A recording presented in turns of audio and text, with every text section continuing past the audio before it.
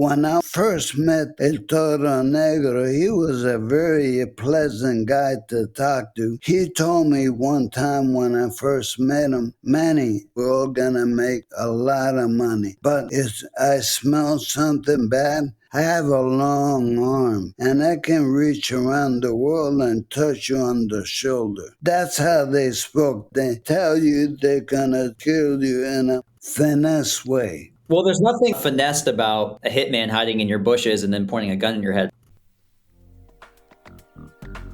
Welcome to episode 370 of FBI Case File Review with Jerry Williams. I'm a retired agent on a mission to show you who the FBI is and what the FBI does through my books, my blog, and my podcast case reviews with former colleagues. Today, we get to speak to retired agent Martin Suarez and his co-author, Ian Frisch. In this episode, they cover two cases from their book, Inside The Cartel, how an undercover agent smuggled cocaine, laundered cash, and dismantled a Colombian Narco-Empire. All about Martin's nearly 7-year undercover role infiltrating the Medellín Cartel. Using the alias Manny, Martin smuggled millions of dollars worth of cocaine for the cartel, all of which, upon delivery, was seized by the FBI. During Operation Golden Trash, Martin became a high-level money launderer for the North Coast Cartel. When the operation ended and the cartel thought Manny had stolen their money, they sent a hitman to Martin's home to kill him. Martin's co-author, Ian Frisch, has written for The New Yorker, The New York Times, New York Magazine, and Esquire. Martin Suarez served in the FBI for 23 years. He was assigned to the Miami Division, the San Juan Division, and the Miami Division again. Throughout his career, he conducted numerous high-profile investigations involving drug cartels, organized crime, public corruption, murder-for-hire cases, national security, and terrorism matters. Martin attended the FBI's Undercover Certification School and completed advanced undercover training while still working undercover. He was appointed the Southeast Region Backstopping Coordinator out of Miami, providing national support for undercover operations and other FBI divisions. He also served as an instructor at undercover certification schools and worked as a safeguard assessment counselor. Martin has successfully infiltrated criminal organizations across the United States, Europe, Asia, Central and South America, and the Caribbean.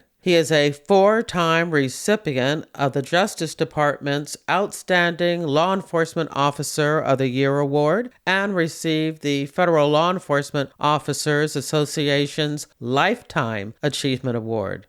Martin is now retired and lives in South Florida. Now, before we get to the case review, I'm excited to announce that I've been invited to speak about the FBI in books, TV, and movies at the Wilmington University Center for Law, Justice, and Society True Crime Series. If you're going to be in the Philadelphia, Delaware area on November 11th, that's Veterans Day, I hope to see you there. The event is open to the public. The cost is free. However, registration is required. The link to register is on the homepage of my website, jerrywilliams.com. In your podcast app's description of this episode, there's a link to the show notes. You'll also find links to where you can join my reader team about crime fiction and the FBI in books, TV, and movies, and learn more about me and my books. Thank you for your support. Now here's the show. I want to welcome my guest, retired agent and legendary undercover agent, Martin Suarez. Hey, Martin, how are you? Hello, Jerry. Thanks for having me.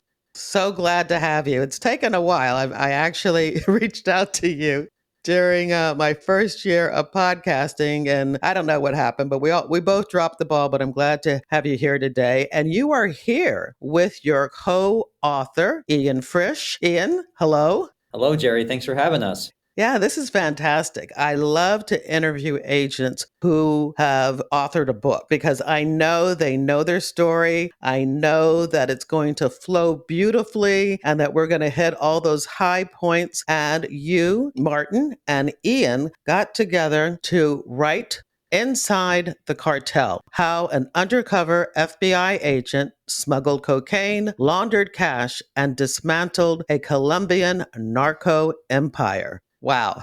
I started reading the book last night, got up early this morning to finish. And when I finished, I was in tears.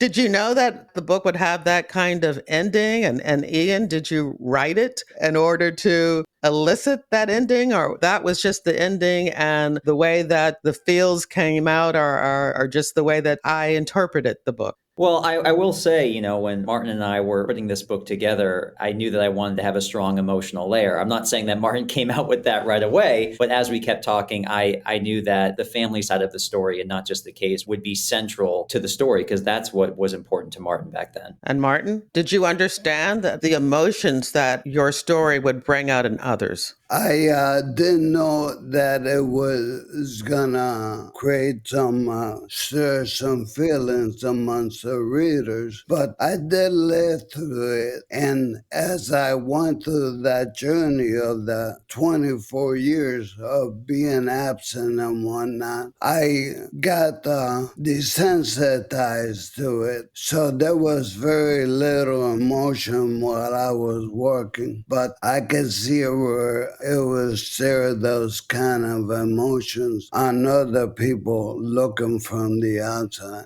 Absolutely. Well, I think at this point, we probably have to address, as they say, the elephant in the room and talk a little bit about your diagnosis that has resulted in you having a slower speech. Could you tell us about that and also share with us how that played in your decision to write this book?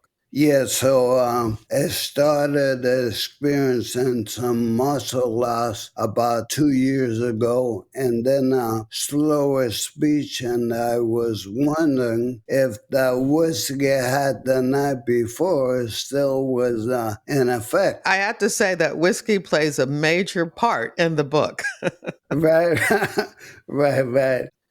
Started experiencing some of those symptoms that are ALS, and I went to a neurologist, and he told me that perhaps more than likely had ALS. This was about 2 years ago or so. Right when I met Ian, that's when I started to have more symptoms.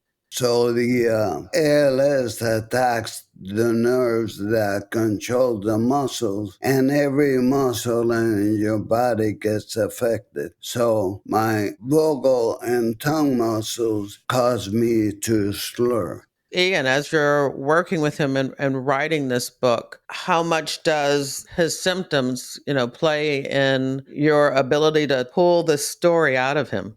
Well, it certainly took longer than if I was dealing with someone who didn't have ALS. But I feel like Martin's sort of motivation to do the book, being wrapped up in his current medical condition, made the exercise that much more important and definitely allowed us to really do what we came to do. Because I don't know if anyone knows this, but Martin, working in the undercover arena, has rubbed elbows and made good friends with many undercover agents who have already written their memoirs. And these guys have been harping on Martin for over a decade and a half to write his story. But it wasn't until, the diagnosis was confirmed that Martin really wanted to dedicate himself to this. So working together with him required patience. But we're going to talk about the book in a second because it doesn't matter to me because the story was so incredible that I didn't really care that it took a little bit longer because Martin and I would just pour over the details and he was reliving these memories and I was hearing it for the first time and it was just remarkable. So I just want to say that it's been such a privilege to be the person to translate Martin's experiences and his impact that he's had on the FBI into this book, Inside the Cartel, because he's the only person to ever infiltrated a cartel. And I feel like that's really something to be proud of. And what do you say about that, Martin? You're going to hear it over and over again as this book book, is launched and as people read it and you receive their thoughts about the book, is it something that it's easier for you to take in and to accept that you are a legend? I don't feel like that. I felt like the undercover technique is what I did for 24 years. Even when I was doing backstopping, national backstopping, it was all undercover and with the right legends. I had 10 names. It didn't feel like that. It felt like I understood by testifying early on that the undercover technique is the best technique ever. Once a UZ or an undercover agent gets on the stand and he tells his story to the jury, he's unimpeachable unless there's some problems there. But when they do the Hawthorne review, that all gets worked out. But knowing that the undercover technique was the best and most reliable, actually the most cost effective, I understood that a lot of people in the FBI were afraid of these cases because, of course, the word undercover in itself is some people believe is the surreptitiousness of the whole trade. People are afraid of it. I mean people, I mean management. So you can fight in court, Title IIIs and everything else, but when UC tells a story, that's different ball game. The jury receives it better when you're talking to them instead of listening to tapes of Title III. When I read, I take a lot of notes, and I know at the end you talk about how a case lives or dies by the rules. And you also say that all of the work doesn't mean anything if you can't prosecute. So definitely get what you're talking about. Right. All right, let's get ready to start talking about the case. I will say that you've said a lot of buzzwords. You talked about backstopping, you talked about legend, and I know that you were in charge nationally of stagehand. And so I want to try to spend a little bit of time at the very end talking about the importance of all of those tools in order to make a good undercover agent. But right now, we're going to talk about this case, your infiltration of the Colombian Narco-Empire. And so, where would you like to start? The book traces this 6-year period early in my career. I want to say late 80s into the early 90s, where I infiltrated the Medellín Cartel and other organized crime related to them. I brought for the Medellin over $1 billion worth of cocaine. I smuggled it in. I was posing as a smuggler for the cartel. Brought about $1 billion. All of it was seized by the FBI. And then afterwards, I became a money launderer for the North Coast Cartel. And I revealed how the cartels use international supply chains to launder money fast back to Colombia. The book is also about my family during this whole journey. It's the first time I ever spoken about this in public, about how I wanted to be a good father to my sons, a noble son to my father, and be there for my wife Maria, who's been my rock. And this book transcends genre in that way because it's not only a sample of some of the monumental cases of my career, but also about I held it all together at home too. So especially as danger crept closer to my doorstep. It was a long journey to get there, and this was the first 6 years of working undercover. Let's break this down, though. I mean, that's a great summary of what the book is about. But we're going to break this down. And if, we need Ian to help us break it down, then he will pop in and give us some more details. But I want to go back to the beginning because one of the reasons that you joined the FBI, you were a Navy officer, but you recognized that being away for 9 months on a deployment, on a Navy ship was not what you wanted because it took you away from your family. So your motivation to join the FBI was to be home, to be closer Right. to your family. But then you become an undercover agent and are still, quote unquote, deployed, maybe not for 9 months, but for definitely weeks and sometimes months at a time. So is that something that you even thought of when you became an undercover, that you could possibly still be spending lots and lots of time away from your kids? No, I never thought of that. I thought about being home more frequently than that, but it just so happens I got to my first squad. First, I was detailed to DEA. I fell in love with the drug work they were doing back then. They were attacking only core groups, big cartel groups, and so was the FBI. And when I walked into my squad, my supervisor, a great man, Pete St. Pierre, and he asked me, knowing that I had come from the Navy, he asked me if I could take a fast boat down to the Bahamas for an operation. And I did that, took the boat down, and I was hooked. And it was a covert operation, and I felt I could do that, especially with some of the skills I had from the Navy in transportation and logistics. Yeah, I was hooked, and then it seemed like I knew I was going to be home a lot more than the Navy, though. I mean, the Navy, I was there 10 years, moved 11 times. I did 5 deployments of 8 months each. I always ended up 9 months. So that was a lot worse in terms of family life than the Bureau was.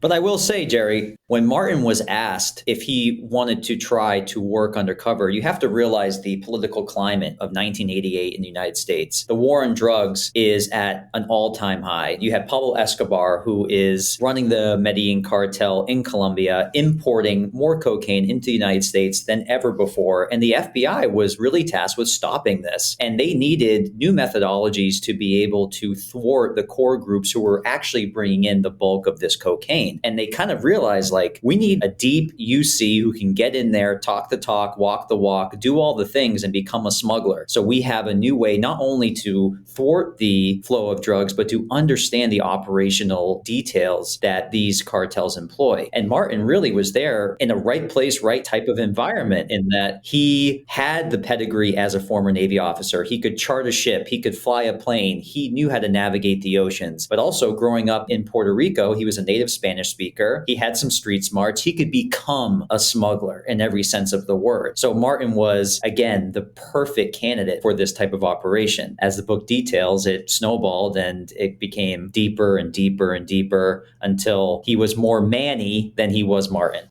Wow. And I think the difference in Martin and you infiltrating the cartel than anything else is the fact that it was such a violent and dangerous world that if they suspected anybody, not only would they kill them, but they would kill them in the most violent and vicious and just unbelievable ways. Yeah, very, very cruel. Yeah, very cruel. So was there any hesitation in you deciding to, go undercover and be working with these people who you knew operated that way? Yeah, really didn't have a problem because the backing from the office was tremendous. A little different than now. Back then, we had a big case on our squad and all 15 agents were working that one case. So we had a lot of backing. It made you feel a lot more secure. In undercover work, particularly deep undercover work, network, your backstopping, your legend is your best weapon. If the bad guys, the cartels peel back a few layers and they see that you're solid, that's your safety net because they want to make money. They really don't want to kill you. But they will in the most violent way if you screw up. Well, let me ask you about what Ian just explained so perfectly, and that was that you were the best person for this job. What are your thoughts about that? Could you expand on what Ian shared with us?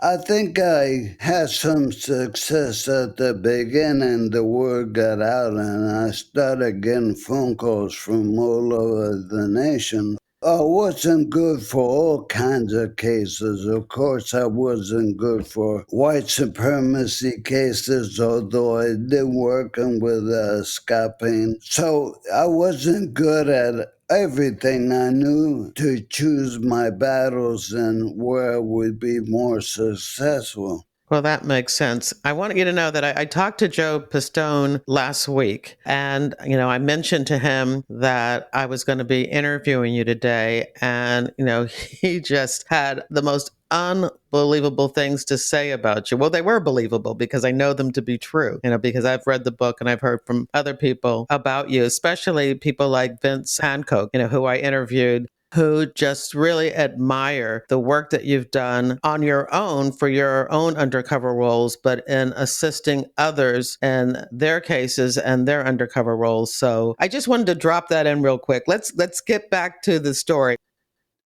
You talking about going out and, navigating and using boats to work on your undercover smuggling identity. I do want to get into some more details because there is a chapter in the book, and maybe Ian can help us, which is just unbelievable. And that's when you're in the middle of rough seas in this little boat, waiting for bales of cocaine to be delivered. Can you start talking about that particular situation? Yes, I remember that vividly, especially since I have some video of it. You have video of that? Yeah, I have some video of that one of me returning from the ocean to the mothership with 40 bales of cocaine. All right, start us off from the beginning and how this all came about. Okay, I had these great cooperating witnesses that introduced me to the cartel, and they were highly placed. And they knew everybody, not only Medellin, but Cali. They introduced me to these people, had all the assets. They taught me all about smuggling from airplanes. I taught them about smuggling via ships and boats. So they connected me with one of the lieutenants of a really famous drug kingpin of associate of Escobar, and that guy was one of the richest, most ruthless smugglers associated with Medellin. We became some sort of friendship here in Miami with his lieutenant, and he started pressuring me. I put myself in the right place for him to pressure me to do a load for him. Ended up doing 3 or 4 loads for them. And I will say, too, I'll jump in and give a little bit of the background to how this all came about. Martin had mentioned that the Miami field office was extremely supportive, and they were. Martin had a co-undercover agent working with him, also posing as a smuggling associate. They had a warehouse in Miami that was outfitted with surveillance cameras and audio recording equipment. So every time the cartel would come over and start coordinating this shipment, everything was recorded for future prosecutions. But it was really Martin's sort of tenacity as a quote-unquote smuggler that the cartel was really enthralled by. Again, these are greedy people. So when Martin said, sure, fly an airplane over the Caribbean and drop $500 million worth of cocaine in the ocean, and I'll have 3 ships out there and we'll get it back and it'll be packaged and ready to go. I mean, these guys thought that they found their crown jewel in terms of sustaining a smuggling route through the Caribbean. So by the time Martin negotiates this sort of shipment where they're going to meet in the middle of the night, in the middle of the Caribbean off the coast of Cuba at predetermined coordinates, and the plane coming from Colombia is going to drop the cocaine into the ocean, and Martin will pick it up, bring it to a larger ship, and smuggle it into the United States. The operation was like to a T dialed in. This wasn't some fly-by-night thing where Martin's like doing everything he wants on his own. The entire field office was backing him and providing support, all the case agents, co-undercovers. I mean, it was a production. It was probably one of the most involved narcotics investigations at that time, if not since. So Martin can tell you what it was like to be on the boat and almost sinking and having to pick up the bales, but getting up to that point required a lot of operational coordination. But again, Martin is the guy negotiating the terms. He's the guy convincing the cartel that we are legit and we are your friends. You know, when I went on to the project, it involved several boats and it involved a lot of loose ends that had to be tied up before we embarked on the mission. I was having so much fun. I tell you, my wife tells me that, you know, Martin, in the 24 years that you were in the FBI, I never once heard you bitching about going to work. You always sprung out of bed and put your shoes on and left the house very happy. And I was really happy to do that kind of work. I thought it was groundbreaking in many ways. Other people had done it, but never done entirely by an undercover agent. So on the boat, we embarked, left Grand Cayman, where we had stashed the boats. We left with a lobster boat, 100-foot lobster boat, towing a smaller boat, a Mako, 36-foot Mako. We traveled for 3 to 4 days to the rendezvous point with the Colombians. And once we got there, we anchored at a shallow bank in the middle of the ocean, relatively shallow. And once we got there, we set up where the boat, I would take the boat out of the Mako, which was tethered to the lobster boat for the whole journey, and then I went out down current about a mile from the mothership, and we were sitting so low in the water, and the ocean was so active and violent that we couldn't see the mothership. We had to held our coordinates because that's where the plane was gonna stop dropping on us towards the mothership. Let me just ask real quick, who was with you? That person know how to sail and navigate the seas like you did. With me, I don't remember his name. I met him for the first time during the operation. He was a customs marine guy from their marine division. He was really salty behind the ears. He knew the ocean as well as I did, and we got along very well. That's a good thing. Yeah. You needed somebody who knew what they were doing Right. with you. Right, and so it all started with a lot of respect towards each other, which meant we were confident to do this. Sitting out there in the dark, it's pitch black. You couldn't see your hands in front of you. When the plane came over us and did a couple of passes to make sure we knew where to start and stop from the bales, we had lit a flare. So he's knew where to start. He started jumping on the flare, and I got on the radio and said, "Listen, you're gonna kill us. Stop, don't throw on the flare."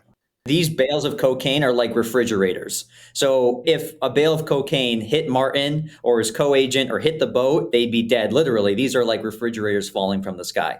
So had the flare lit up. One thing I don't mention in the book, to avoid these guys weren't able to see where to start dropping without the flare, and I had to throw the flare in the water and be feet just a few 100 meters from that point because they were gonna hit us for sure. When a bale hits the water, it travels at the same speed that the plane is going. So it tends to skip over the water. Sometimes if it hits it flat, it gets all over the place. If it hits you, it'll sink your boat. And under those conditions of roiling and violent seas, it got to be, I was wondering if we were going to survive that night, even though I had experience at sea with these type of endeavors from the Navy. Never like this. We were on our own out there.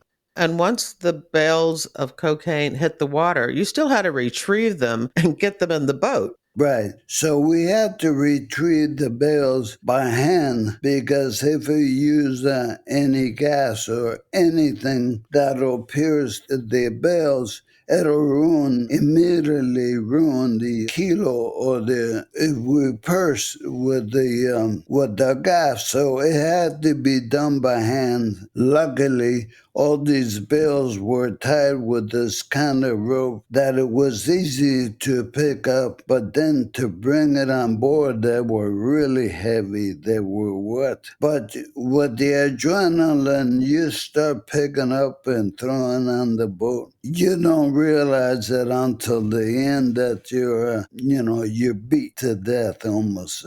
Wow, that was just amazing. Okay, so you need to explain to everybody. The cartel now has dropped all of these bales of cocaine with the expectation that you're going to retrieve them, that you are going to smuggle them into the U.S., give them to whoever is going to sell them. But the FBI is not in the business of, selling cocaine. Right. So what happens to this particular shipment of cocaine and all the others that you were able to convince the cartel to allow you to smuggle in for them?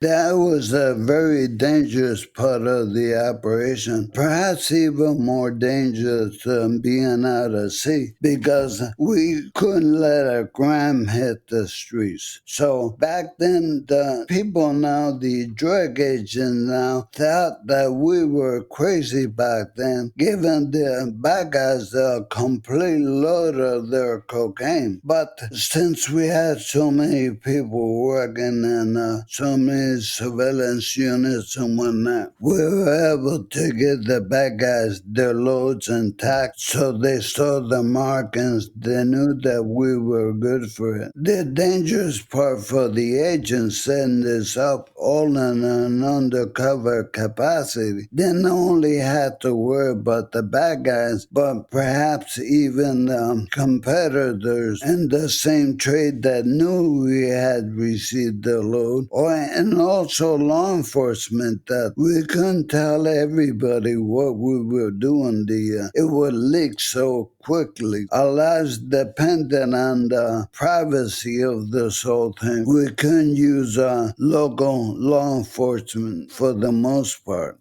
And I will say, too, is that beyond that, you have to understand that Martin's role as an undercover agent wasn't just to have a bust and then he comes out and whips out his badge and says, haha, I got you. It's like Martin's role, especially in the early days, was hopefully a test case that he could continue to be undercover, to go deep undercover for years at a time. So when coordinating a bust, it's almost like a magic trick, like an illusion, where you have to not only coordinate a bust that allows the FBI to take custody of all these drugs and seize them, but to simultaneously convince your target that it wasn't you who did it. And that sort of choreographed sort of third leg of an operation was as crucial as picking the stuff up in the ocean. I mean, for this operation, once they got the cocaine into Miami, Martin was genius enough to create a ruse where he packaged the drugs in 55-gallon steel drums as per the cartel's instructions, but he welded the tops onto the drum. So then when the stateside distribution network was unloading the drugs, it would take them a very long time to do so, which would give the agents doing the raid all that much more time to be able to track people and see what was going on and make sure that as many associates of the stateside distribution network were there to be arrested during the seizure. But Martin also, too, when everyone involved in the delivery came back to him and said, what the hell, our drugs got seized. The FBI was there. Martin had to be able to play the role and say, I did my job. I gave the drugs to your people. people. The FBI didn't show up till after I was gone. That's not my fault. Oh, and by the way, you still owe me all that money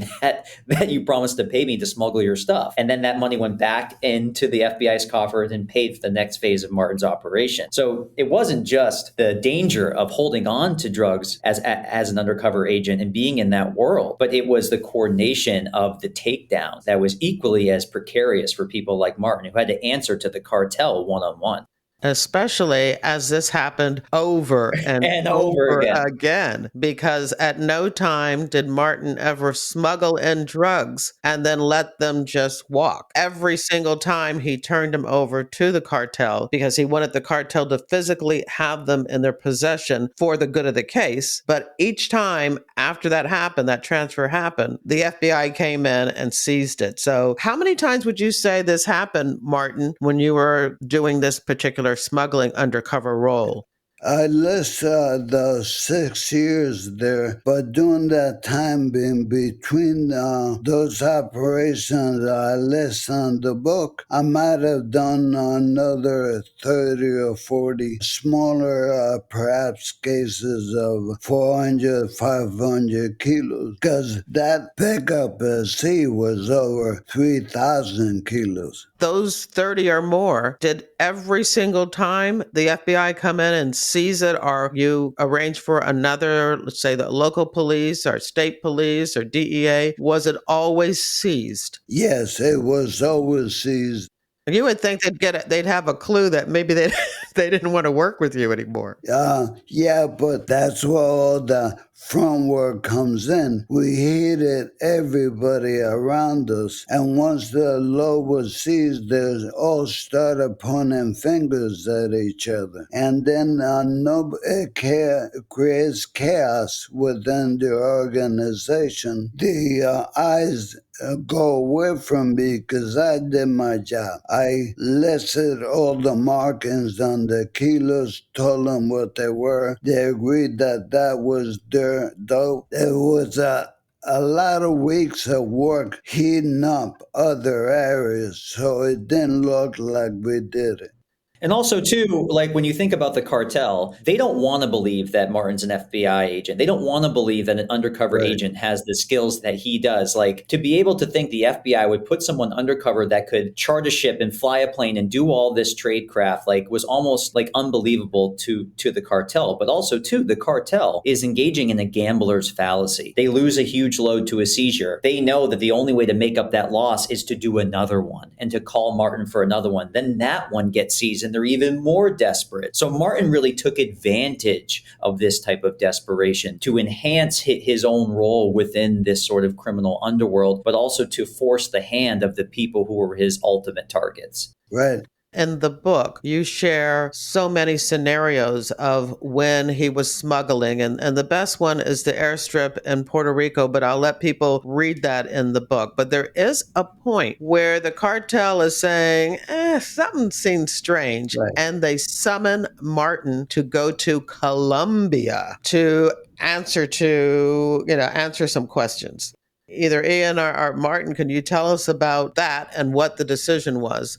When they summoned me to go to Colombia to be in front of Lulu, I thought immediately of Kike Camarena, the DE agent that got tortured, and I saw the same kind of scenario because even if it didn't torture me or kill me, they were gonna hold me there, detained until it got solved. And that could take months. So our excuse was that I had a lot of loads already paid for that I had to attend in Miami, that if they wanted to see me, they could come here and talk to me. But I can't do any of that without the help of my CW, who was a Colombian pilot for Gacha, Jose Gacha, who was one of the co-founders with Pablo Escobar of the Medellín Cartel. This guy had a cadre, the CW had a cadre of pilots in Bogota and Medellin that loved him. They protected him, and when the old man raised questions about us, those pilots were totally behind us and convinced the old man that we were good. There was no problem with this. I want to say one of the pilots was his cousin. They grew up together.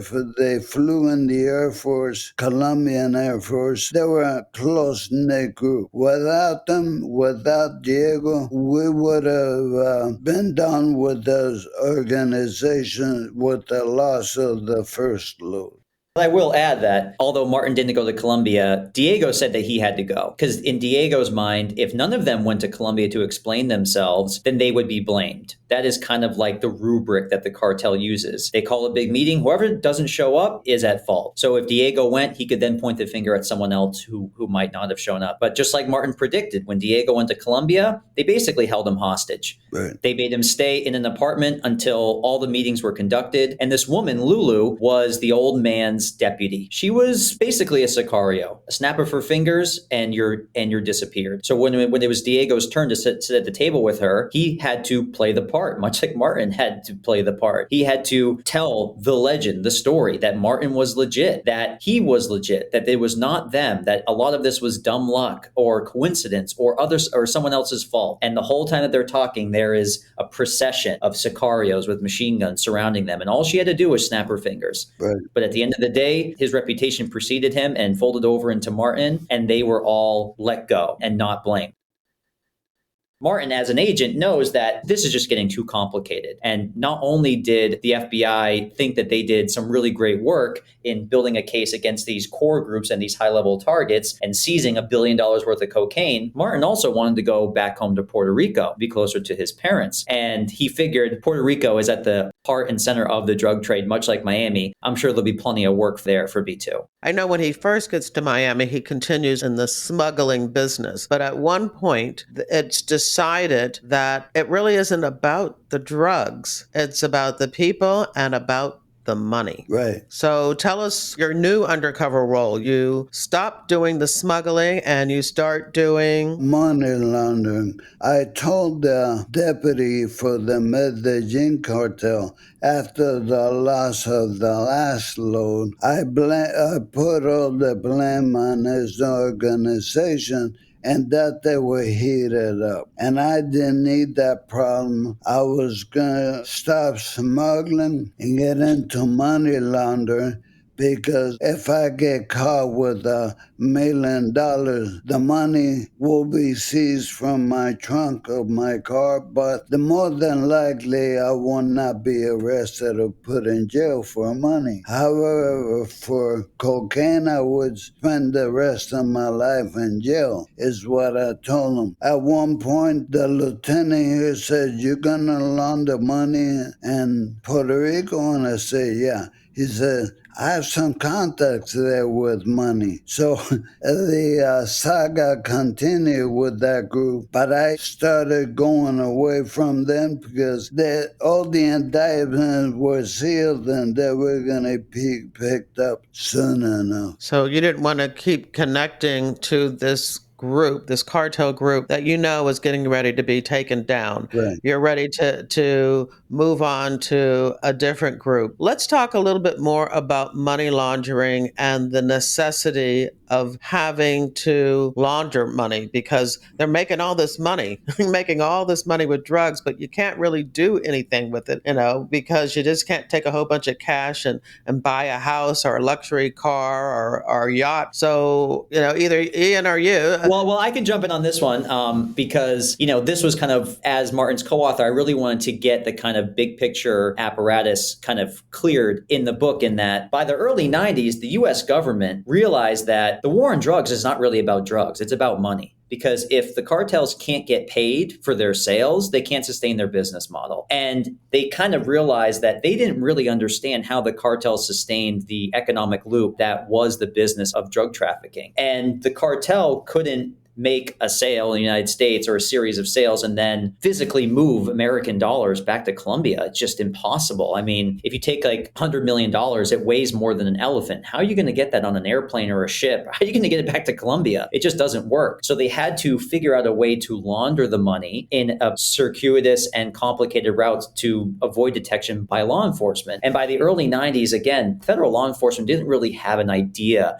as to this side of the drug trade. So when Martin started working in the San Juan field office, serendipitously, one of his co-agents in the office started tracking a local money launderer. And this person became the door that opened up the international drug trade's preferred method of money laundering and became Martin's personal source that brought him into that world. And I'll let Martin talk about Tony. Yeah, so I met Tony after I always kept my hand on the drug smuggling because it was going to serve a purpose in money laundering to establish the nexus between drugs and the money. That was important for prosecution. So I was attending, I had like a fleet of boats in Puerto Rico to entice would-be smugglers to hire me to pick up loads out in the between Puerto Rico and Colombia. That gave us a lot of background for what happened next. So I was called to the office to talk to this one guy that had been laundering money and he was going to jail, but he had a lot to offer. So I arrived, I was pretty far from the division. I came running 3 hours later, got there, and they had him in the car and asked me if I was willing to talk to him to cooperate because at that point he had. So I got in the car and started talking to him, not talking down to him, but talking to him as if he was one of my partners, but he was in the other on the other side of the line. And I called it, for lack of a better term, I called him, I said, you're wearing the black hat. Why don't you come over to this side and put on the white hat? That makes sense in Spanish, makes no sense in English. And I said, if you help us out, I'll give you 100% to help you out. And that what he was looking was to work off time, perhaps a 25-year sentence. Once I left the car, the guy was convinced that he was going to work with me. At first, he questioned that I was an agent. He thought I was another source or perhaps somebody else that wasn't an agent. Explain why, because you've really adopted that persona. Right. I adopted that persona and I didn't necessarily compartmentalize like most people think you should do. I went in whole. And when I was working undercover, I was there entirely. I didn't compartmentalize my personal feelings. And I think that gave me an edge over a few other people that were working undercover. Well, tell us the difference between Manny, the money launderer, and Martin, the FBI agent. Just physically tell us what you did to fit that role. Yeah, so there was very bright line between Manny and Martin. When I went into an undercover operation, I ignored that line in sense of keeping my feelings of law enforcement officer away from the meetings. I've been to meetings with these guys with other experienced undercover agents, and we spend $1,000 on a meal, and one of the undercover agents pick up the bill and looks at the bad guy and says, hey, you never know they start adding shit to your bill. Well, we're millionaires, The bad guys look at us and say, what the hell, these guys are millionaires, they're worried about $1,000 bill. That's how, when you compartmentalize and you go back in the office and read blue, like they say, blue meaning returning to normal duties, you lose that edge on your talents that you've been honing all this time, and you go back to the office and you dull that edge and you lose it. And then you come back on and say things like that might get you killed, or at least they'll leave that meeting and you will never hear from them again. Yeah, that was one of the lessons that you shared at the end of the book. You said, first and foremost, don't be a cheapskate. Right. Only cops check the bill. Right. What millionaire drug lord checks the bill? And so being deep undercover allowed you to stay in that mindset that you were, a cartel associate, that you were a smuggler and you were a money launderer, and you didn't have to flip back and forth. But I was also asking for you to tell us about what you wore and, how your hair was, the things that you did that when somebody saw you, they just naturally assumed that you were, a drug dealer. Right. What did you look like? I look like your typical Miami guy. When you had to dress up in fine suits, I did that. Back then, a lot of smugglers were using cowboy boots, expensive boots, because the Colombians are into horses. That's their passion. And they wear a lot of cowboy boots. So I started wearing that. And it's funny, when I went to Panama to meet with some of these guys, the first thing that these guys from the cartel, the first thing they noticed were my boots and told me about them. He said, those are nice boots, There were a lot of importance placed on the details, Silk shirts and your long mullet, the Rolex, the fancy watches, and the gold. Right. I only wore those with meeting with the high echelon guys, which made it a lot easier because the high echelon guys will never push you to take coke, even in the middle of an operation, or take drugs like some of the lower smugglers would do. They were gentlemen. They did coke, but never would do it in front of you. Sometimes we would sit in places like a warehouse doing a controlled delivery. They were monitoring their journey with our radios. I was with them there. This went on for 3 days of no sleep. So those guys had to stay awake and did coke, but never in front of you. They would go to the bathroom, snort their coke, and come back out. They would say they were not gentlemanlike to snort in front of everybody or anybody. So that made it easy for me. I never had to touch dope. When I was asked to do operations of a lesser caliber smuggler, like the street guys, I would not do it, because all kinds of problems happen on the lower level, lower ranking organizations. I always believe that we should attack the core groups, the head of the snake, as opposed to once it hits the streets, the drugs, the damage is done. I believe that federal agencies that have these huge budgets should concentrate on core groups, as opposed to right now they're attacking perhaps domestic groups that don't have the impact that these guys had, like the Oruela family, the Ochoas, and those kind of guys. I smuggled drugs for them and only for them. And when we took them down, it made a lot of impact on their organization. And they created a vacuum, and to fill the vacuum, they started going after each other. That's how we dismantled them.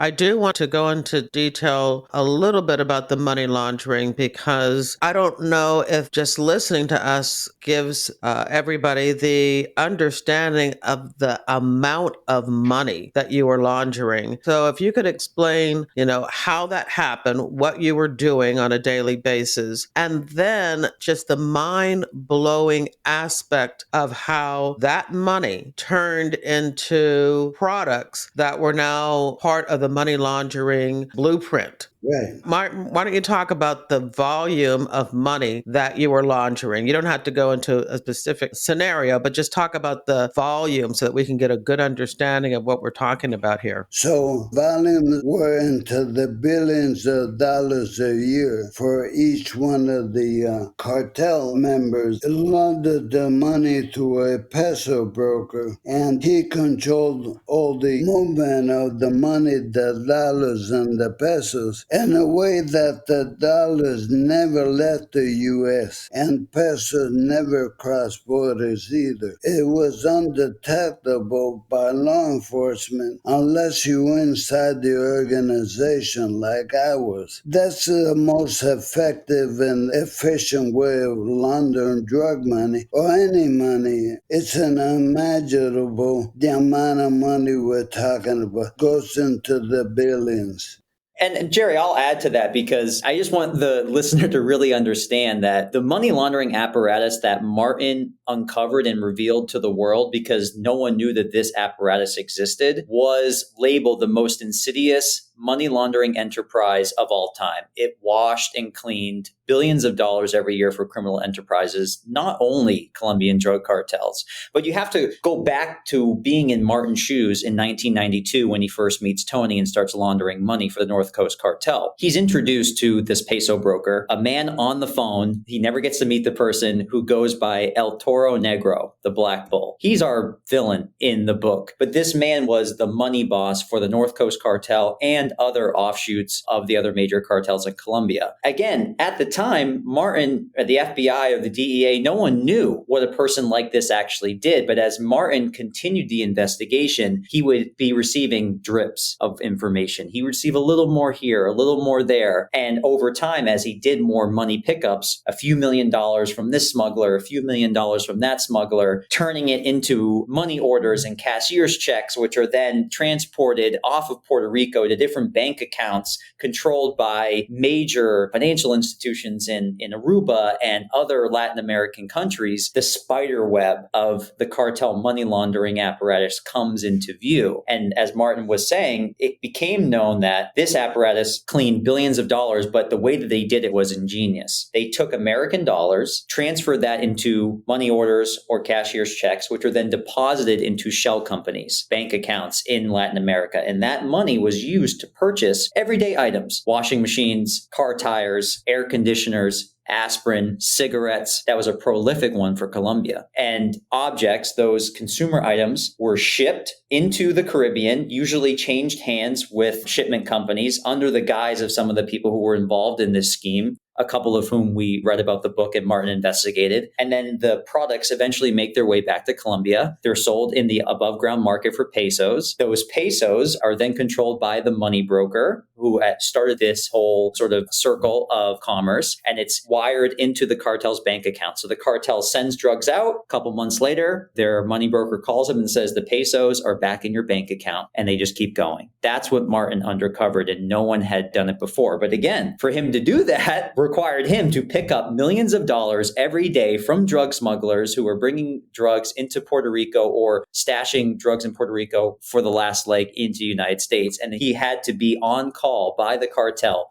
24/7, which pushed him even further away from his family. But these people, the ones who deal with the money, they're almost more ruthless than the people who deal with the drugs. Yeah, that was a fascinating part of the story that I didn't understand. And I think I know money laundering. I was a white-collar crime, economic crime agent, but not to the point of how it works in commerce and buying products. It was absolutely amazing. And so just to learn that part is more of a cerebral part of the book. But I do want to, as we start to wind down on these two cases that we're talking about, the smuggling and the money laundering, I want to make sure that we touch on the emotional side again, because that's really what pulls you through the book and keeps you reading, is the story about Martin really having anxiety and, I think it's fair to use the word depression about being away from his family and knowing that his job is important, but wondering, is it more important than his family?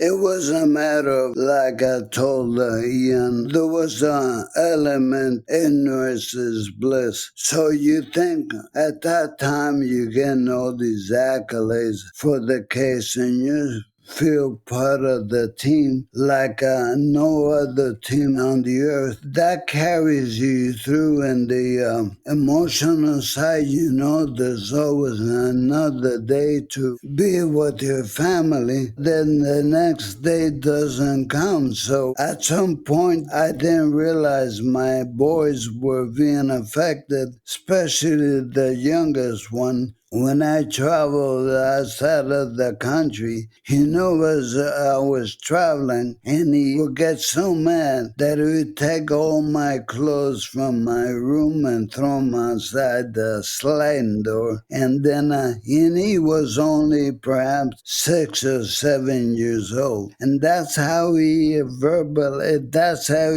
demonstrated his anxiety about me being gone. I started to curtail my activities there. I started coaching the hockey teams and whatnot, and he calmed down, and so did I.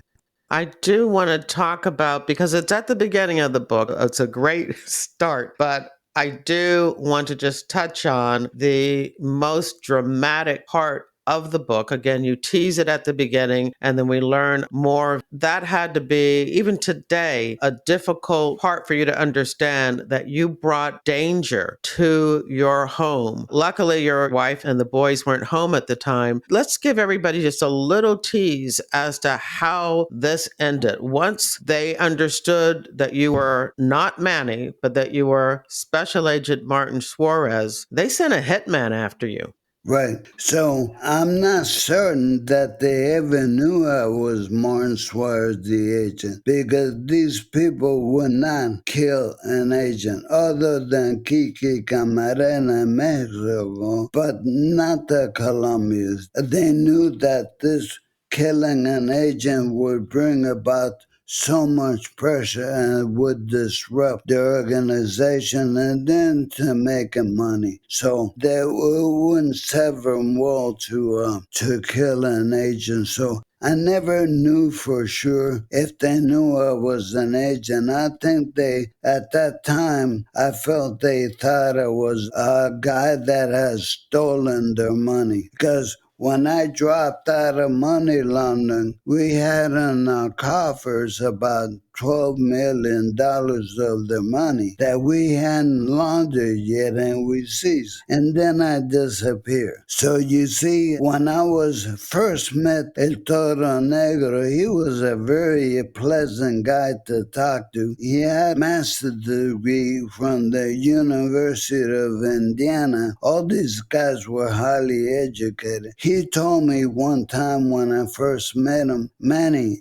this is a place we're all gonna make a lot of money. But let me tell you something. If I smell something bad, I have a long arm, and I can reach around the world and touch you on the shoulder. That's how they spoke. They never said, we're gonna kick you, and then we're gonna pull your teeth, and no. They never say, I'm gonna kill you, but they tell you they're gonna kill you in a more finesse way. Yes, very sophisticated way. Right. Wow. Well, there's nothing finessed about a hitman hiding in your bushes and then pointing a gun in your head, Martin. So why don't you just tell us how that went down and how you were able to prevent him from killing you? So when I was fully working the cartel in Puerto Rico, for money laundering. I was entertained by so many of these smugglers, of high echelon smugglers, and there was always parties and meals and this and that, and I gained a lot of weight. I gained like 30 pounds. So I started running every morning, and I used to run with my dog, but this time I put the dog, locked him in the house because he was gonna be run over by a car. So I went for a long run without the dog. While I was running, the hairs on the back of my head were standing up. I kept looking back. I heard noises behind me. It was my feet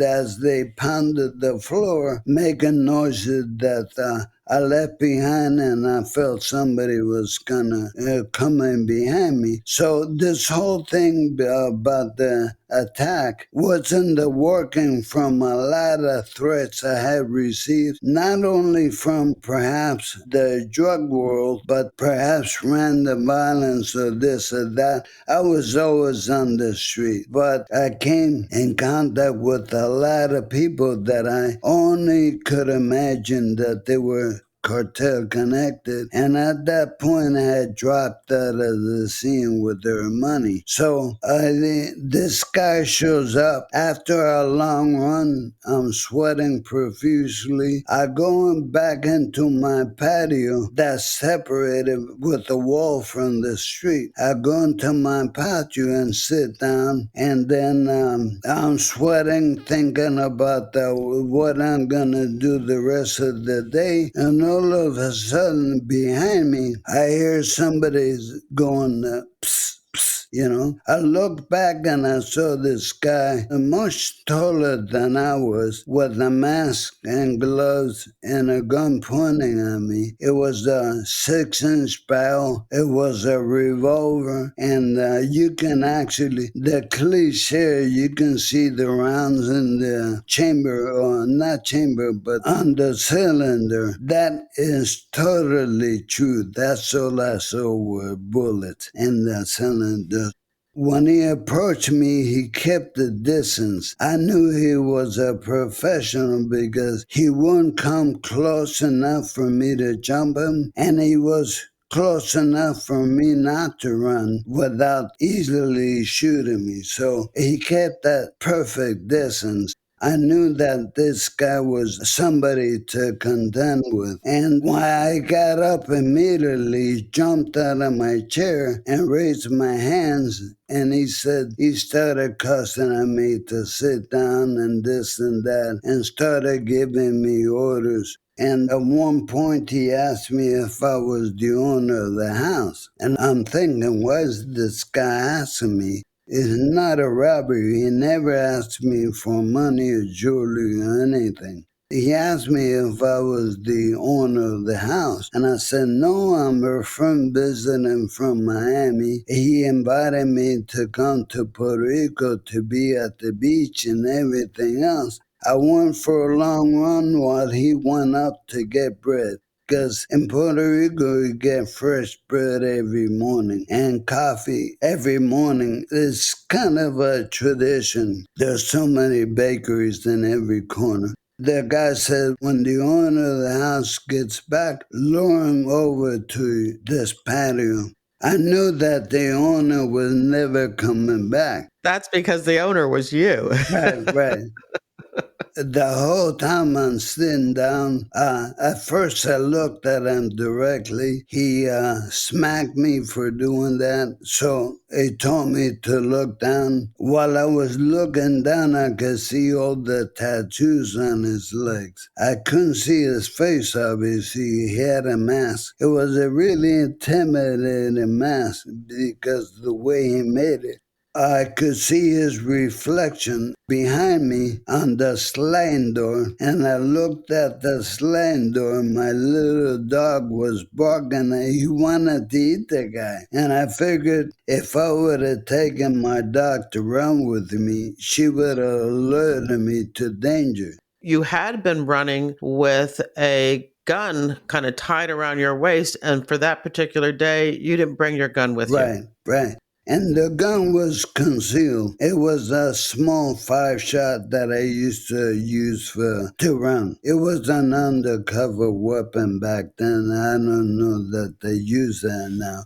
So I came back from the run, sat there, the guy caught me, and after a while of waiting, he asked me to get up and go around the back of the house. He asked me to kneel, and I thought I was toast. And then he asked me to get up. I was eyeing through the window the tip of a shotgun that I had in the shed, fully loaded, but I couldn't get to the shed with him. So the whole time I'm planning to, how am I gonna get to that shit and get that gun? So he opened all the doors in the back, tried to open the doors, and they didn't open. So he brought me back to the patio and said, listen, I think you're the guy. Not in those words. I can't remember exactly. He said that he whispered to himself as if somebody else was there. He's got the same eyes. And I was different looking because at that point, I lost about 30 pounds. I looked a lot different than my facial. It was a lot thinner and whatnot. At that point, he started smelling something bad and he told me to get in the house. He wanted to wait for the guy in the house. And I told him I didn't have a way to get in. The house had an alarm. So that point, he searched me, found the little key in the little pocket of the running shirt to the gate in front of my door. And I always left the door open and closed the gate. But this time I wasn't sure I'd done that. So this whole time he says, let's go in the house. He pushes me from behind, the closest he ever got. And then as I was going up the stairs to open the gate, all hell broke loose when he found the key. But then I went up toward the portal of the door. I opened the gate to go inside, and he rushed me and got really close behind me. I had to open the gate coming outwards, and that's where I tried to grab his gun. I couldn't remember if he was holding the gun in the right or the left hand, but I went for the right, everybody's right hand. Well, the guy was left-handed, so I missed the gun. So the next option, I instinctively pushed him down the stairs. I'm going to stop you here because this is such a dramatic part of the book. I hate to do this to people, but I think they know that you lived to tell the story. Right. I'm going to leave the rest of this for them to read in your book because I don't want to ruin it for them. Reading it is just so dramatic. What happened next? You know, you're grabbing for this guy, you're grabbing for the gun. I will tell them that shots go off. Let's let them read it for themselves. Okay.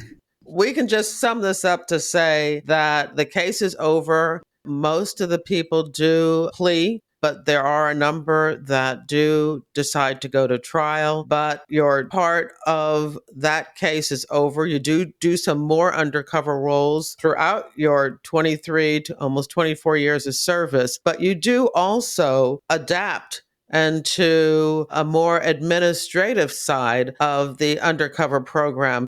Let's just take a few moments to talk about that role. And we threw out some key words before when we talked about backstopping and legend and stagehand. So let's talk about that for a little bit, because this is where you take your institutional knowledge gained from these undercover roles to help others.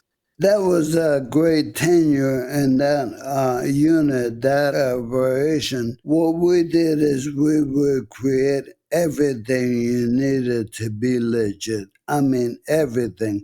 Most of the stuff I can't talk about the way they do it because it's tradecraft and I ruin it for the UCs coming up wishing to obtain solid backstopping. We matched the real person, economical status, their financial being, and everything about them, even where they were born. And we come close to what the real persona, and with the exception that we make them richer or poorer depending on the situation. Because I had 10 names working undercover, I had, by default, I ended up doing a lot of the undercover work, because to make a solid backstopping legend, it takes a while. It would take me a good 6 months of hustling, because I had to make you look like, when they peel back the layers of your persona, your legend, they had to have everything a real person has. And you can imagine how, from credit histories to you name it, and I'll leave it there. We had to provide everything that they needed to look legit, including boats, cars, everything else. Because I had all this, for such a long time, I had all these personal backstopping. The case agents couldn't wait to get backstopping for the new UCE. So they asked me, "Oh, Martin, are you willing to do it? You have the best backstop in the nation." And I did. So then I would agree to do their operation. That's how I ended up with so many cases under my belt. I couldn't say no to them. I was trying to help them out with the backstopping, but in the meantime, I did the work for them. We were the only station that developed bank accounts and satellite stations in the Philippines, in Thailand, in Germany, Holland, Poland, and Spain. And we had agreements with their UCs over there to run our shots for us. And then if we needed weapons for a weapon proliferation case, we had tons and tons of Soviet surplus of everything you can imagine, from grenade launchers to RPGs to rifles. And we facilitated all those assets to the undercovers around the nation who were doing the different kind of cases. What would you say is one of the biggest issues for people going undercover, trying to develop their legend and all the backstopping when it comes to the internet and social media? I would imagine that makes it harder. When I retired, we were at the onset of all that. They had already developed the biometrics and all these programs like that. But I realized early on that at many points it made it easier for us. We just had to change direction, and that we can actually see the internet with information that we wanted them to see about us. So beyond that is tradecraft, and I can't really get into that. But the way it's done, and the very capable people that work behind the scenes in the Bureau to help us with all that technology, a lot of people don't know about this. Not that it's a secret, they don't know that apart from solving cyber crimes, they help us out with the undercover stuff. Very interesting. Well, that's good to know. I mean, I was thinking that things would be different, but they are different, but it sounds like you found a way to get around it. Right. But it takes commitment from the front office. People know the name Joe Pistone. Right. And then, of course, people know Jack Garcia, legends in the undercover program. The public doesn't know the name Martin Suarez. You're at that same level with Joe Pistone, with Jack Garcia, but they don't know your name. Right. And so tell us about how you feel. And I know Ian and I spoke a little bit about now coming out and people hearing about you and why you decided after all these years, you retired in 2011, Right. that you're now writing this book. And you also have two sons that are one in the FBI and one in DEA. Right. I know I throw a lot at you, but coming out to the public now, what does that feel like?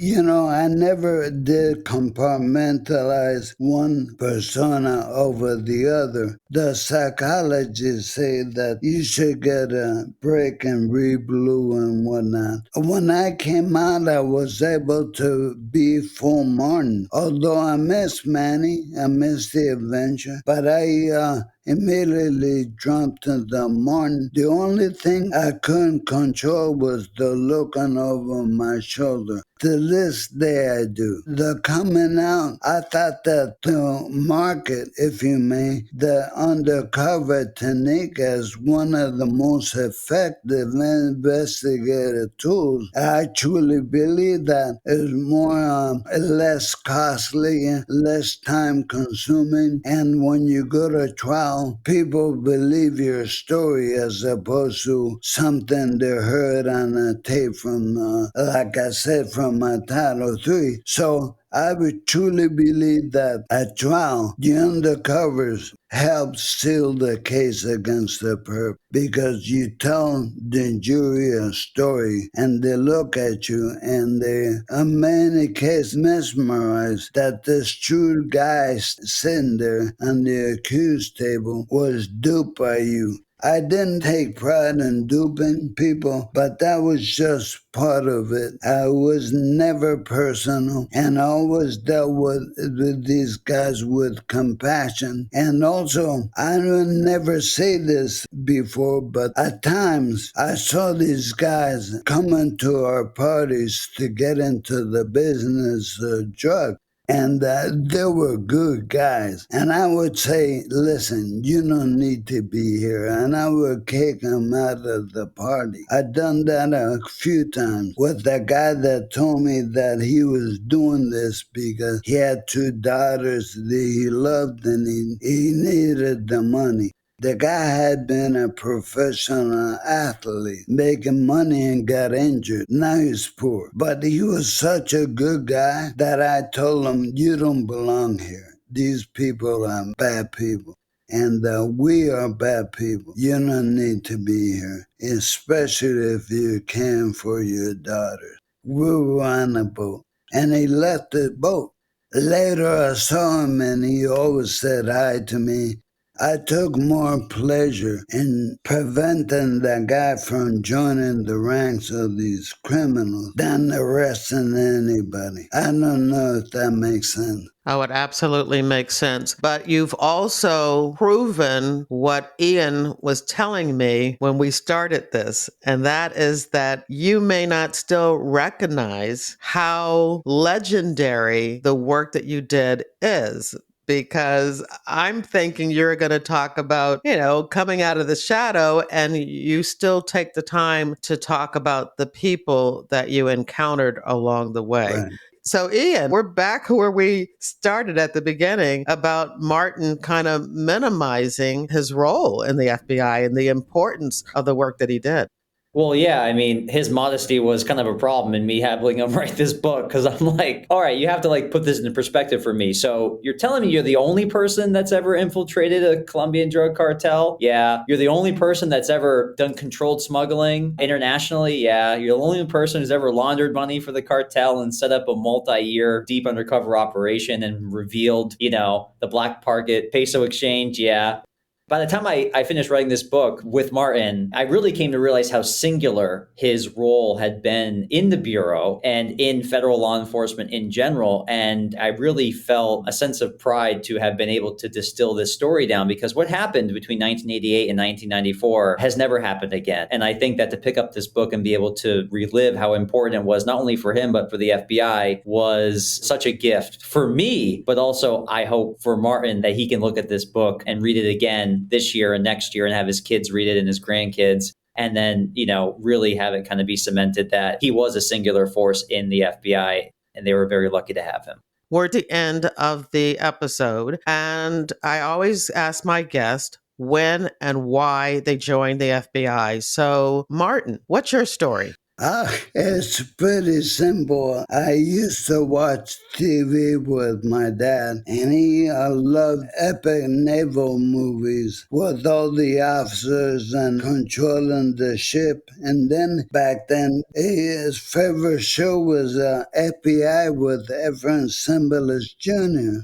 This was in the 60s, and he used to watch all those episodes. I would sit down and watch with him, and I saw how in awe he was of these brave naval officers and these FBI agents. At times he would indicate that he would have loved to have been one of those. So I tried for him to live vicariously because I told him I was going to be a naval officer, I was going to be a captain of a ship, and then I told him I wanted to be an FBI agent. And as I look into those two, I was more convinced that I wanted to do that. But it came from him. He was a really good man. He was a big figure. He was 6'4", and he was in really good shape. He was strong, and I felt safe around him. We never said I love you until the end, latter years. When he was in his 70s, we knew we loved each other by what we did for each other. It was all in the action and not the words. And so you joined the Navy and then the FBI Right. as almost an homage to him. This is what he Right. wanted to do. He wasn't able to do it, but you were able to do it. Right. And he went to my graduations on both careers. Any major event when I was promoted. When I graduated from candidate school, he was there. When I graduated from the FBI Academy, he was there. He was walking on clouds whenever he came to see me that I had accomplished some of the things he wanted to do. And that is a part of the book that you and Ian were able to weave through the entire story that brought tears to my eyes, at the beautiful ending of that story between you and your father. So that's another part of the book. They can come for the crime story, but there is a family love story that is definitely a part of the book. The book is Inside the Cartel, How an Undercover FBI Agent Smuggled Cocaine, Laundered Cash, and Dismantled a Colombian Narco-Empire. Ian, thank you for coming on the show. Thanks for having us. I like to give my guest the last word. So, Martin, what would you like to say? I'd like to say that I don't know if you remember, Jerry, but you recruited me into the FBI. How can I forget? Yeah. You're one of Jerry's kids. Right. So, and I remember, I have fond memories of that time because you had to do some finagling to get me in because I was still connected to the Navy. And you know how they are with getting away from the ship. So you were very patient and allowed me time and extended deadlines for me so I could convince my captain to let me out the ship. I appreciate that, and that's one of my fondest memories of the FBI. From the time I applied to the time I left, I was proud to be an FBI agent, and I wouldn't have done anything else but that. And that's the end of the interview. In your podcast app's description of this episode, there's a direct link to the show notes at jerrywilliams.com, where you'll find photos of retired agent Martin Suarez, as well as links to case-related articles and images about drug smuggling by the cartels in the 1990s, including a video of that dangerous rendezvous at sea where bales of cocaine were falling from the sky. And of course, there's a link to Martin and Ian's book, Inside the Cartel, How an Undercover FBI Agent Smuggled Cocaine, Laundered Cash, and Dismantled a Colombian Narco-Empire. There are also links to FBI Case File Review episodes 333 and 334 with Vince Pancoke and Tom Myers, Colombian Cartel, Operation Delito, Part 1 and Part 2, about a case they worked with Martin Suarez. I hope you enjoyed the interview and that you'll share it with your friends, family, and associates. You can show me just how much you liked it by buying me a coffee. There's a link in your podcast app's description of this episode, or you can visit jerrywilliams.com and tap on the little coffee cup icon in the bottom right-hand corner of my website. Don't forget to follow FBI Retired Case File Review on your favorite podcast app. Now, this podcast is all about true crime, but if you're also interested in crime fiction, once a month via my reader team email, I keep you up to date on the FBI and books, TV, and movies. When you join my reader team, you get access to my FBI reading resource, a colorful list of more than 70 books about the FBI written by FBI agents who have been guests on this podcast. There's nonfiction, crime fiction, true crime, and memoirs. You'll also get my FBI reality checklist where I debunk 20 cliches about the FBI and receive news about what I'm up to and about my FBI nonfiction and crime fiction books. I want to thank you for listening to the very end. I hope you come back for another episode of FBI Retired Case File Review with Jerry Williams. Thank you.